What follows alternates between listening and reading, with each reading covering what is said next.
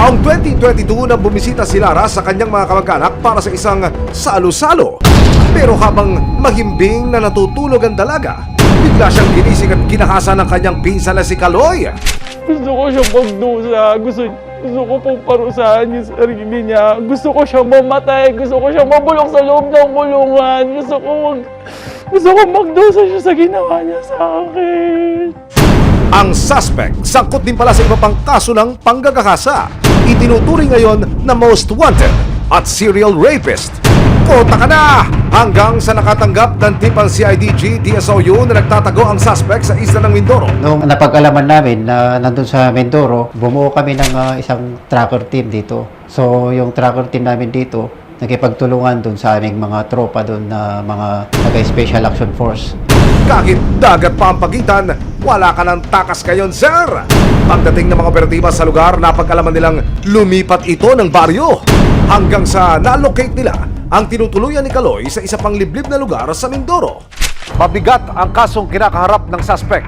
Mula po sa municipal patungo sa provincial hanggang regional, number 1 siya sa most wanted list. Alas 10 ng gabi, sakay ng isang private vehicle, sinalakay ng CIDG DSOU ang isang liblib na barangay sa Oriental Mindoro. Kung inyo makikita, napakadilim po sa area. Let's go.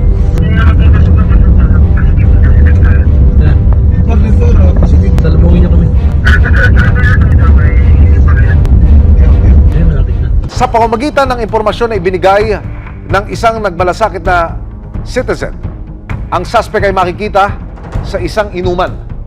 Makikita po natin sa video na ito kung paano in-execute at isinilbi ng mga pulis ang warrant of arrest. Hindi na ho kayang pasukin pa ng mga sasakyan ang mismong target area, kaya nagpasya na ang mga pulis na maglakad na papasok. Kung inyo makikita, doon po sa area na ito na may liwanag. Alam mo, huwag kang mag-inarte. Wala. Ha? Huwag kang mag-inarte. Gusto mo isama kita? Ha? Hindi, alam mo hindi. Ba't ka nagsisinungaling?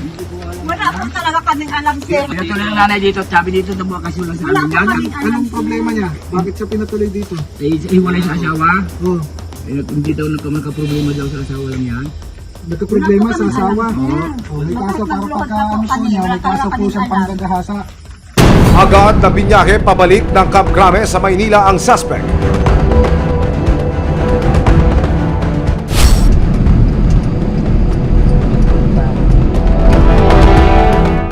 Nakapanayam ko si Kaloy.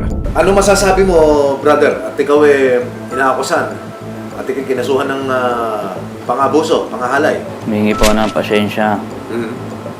Sana po mabigyan pa po isang pagkakataon na maayos po lahat ito. Etong pisa mo na ito, baka gusto mong idaan dito yung pauna mong mensahe. Nagmamakawa po ako, nagpapakumbaba. Hmm. Sana po mabigyan po isang pong pagkakataon. Ibig sabihin, may nangyari talaga. Wala naman po talaga eh. Oh. Ano ba nangyari nung gabi na? Ikaw ba'y nakainom lang? Tapos po kami nakainom. Wala naman po talaga nangyari yung gabi na yun eh. May part lang na parang nangyayari pa lang po yun. Okay. Pero pabigyan po na pagtanto po namin dalawa na magpinsan po kami.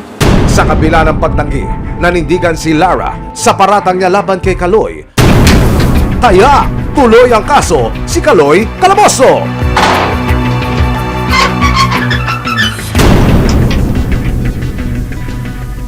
Masaya po ako. Umiiyak po ako. Sabi ko, Lord, salamat. Salamat. Hindi mo ako pinabayaan. Masaya ako kasi nahuli na siya.